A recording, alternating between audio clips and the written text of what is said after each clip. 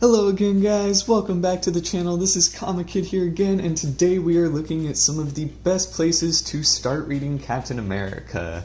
Now, admittedly, I'm not the biggest fan of Captain America, but I always try and read whatever new run when it comes out. And just because I'm not the biggest fan of the character doesn't mean that people still don't love Captain America. And so, going from a newer reader to a more experienced one myself, these are just some of the stories that I found were stronger places to start with his character. So, to get started, we have Captain America White.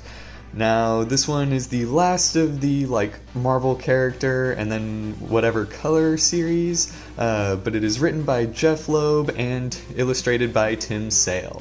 Now, this duo is known for their other colored series. I've talked about Spider-Man Blue several times on the channel, but they also did Daredevil Yellow and Hulk Gray and stuff like that as well.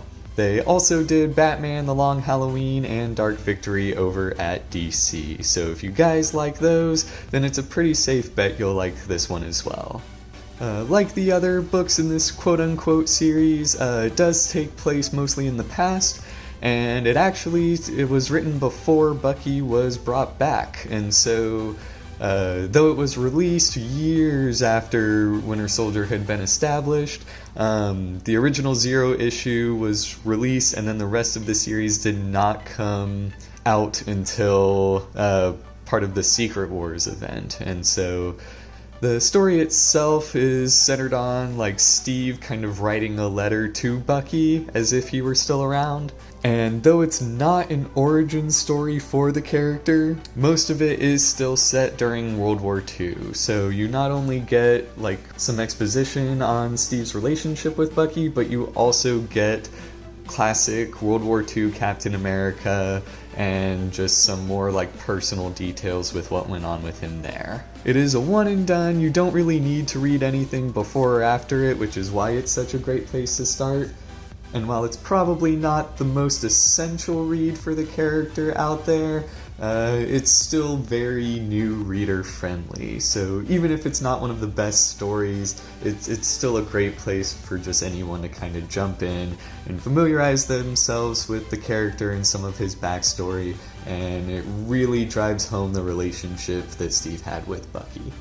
Now, from there, the next place I would recommend starting is Captain America the Winter Soldier. This is by Ed Brubaker, and it launched his entire run.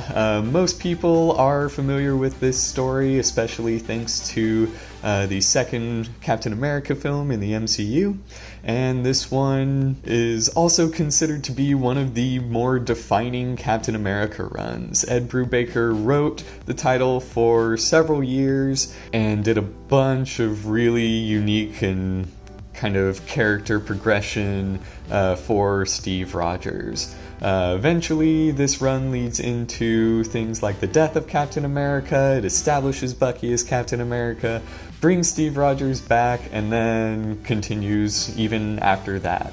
And so not only is this one of the strongest places to start with the character, but it's also one of the strongest Captain America runs in general. If you read all of Brubaker's run, you're pretty caught up on the character in all honesty.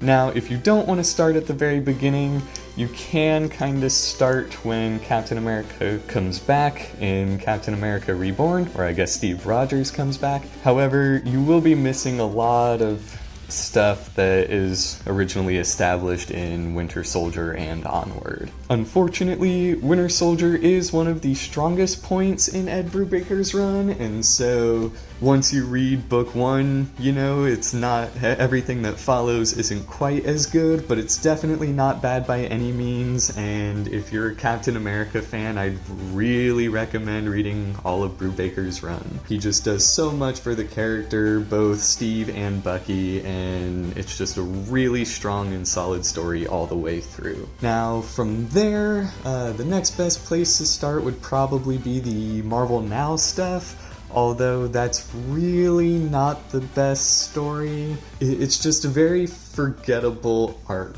and as much as I hate to say it, Captain America wasn't really all that interesting again until everything happened with the Hydra Cap stuff. Now, I'm not at all trying to say that this is some of the best Captain America stuff around or that you should start with this, but if you're trying to familiarize yourself with the character's history and get as caught up as possible, then it is kind of hard to just skip over this one, especially given everything it did. Now, when this issue first came out, obviously it had all the controversy with the Hydra Cap stuff, and I actually stood by Nick Spencer. I was trying to defend it and be like, guys, let him tell the story, and boy was I wrong. Everything culminated into the Secret Empire event, and Marvel swore up and down that it wasn't gonna be like a fight that Captain America could simply just solve with his fists, and it was supposed to be like this whole battle of ideologies and whatnot, but at the end of the day it was kind of a cop-out and a problem that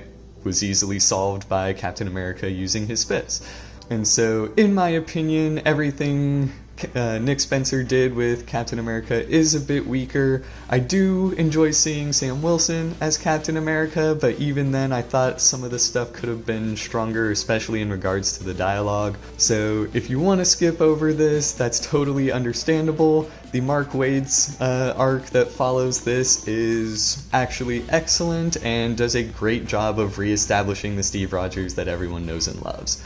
Unfortunately, I don't have that one in my personal collection, so I can't picture it here, but if you want to skip over all the Hydra Cap stuff while still reading like some of the current modern stuff, I would recommend grabbing the Mark Waid kind of like mini-series he did to reestablish Steve Rogers, and then go into the Ta-Nehisi Coates stuff that is currently coming out. In regards to the Coates stuff, it is pretty solid. It's not as strong as the Ed Brubaker stuff in my opinion, but it is certainly a significant improvement from all the Hydra Cap stuff. And that is actually everything that I have for you guys today. Obviously there are a bunch of other like great Captain America stories out there, and this list is specifically focused on the Steve Rogers version of the character, but the Ed Brubaker run is what I would consider to be an essential read.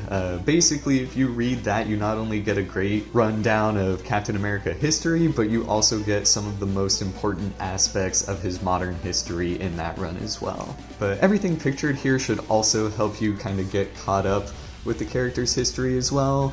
And so if you're a new reader trying to get into Captain America, then I hope you not only found some good places to start, but will also be able to branch out from here. But that is everything I have for you guys today. Thank y'all so much for watching. Be sure to hit like and subscribe, and let me know down in the comments what other kind of characters you'd like me to talk about on the channel. But thank y'all so much, and I will see y'all again next week.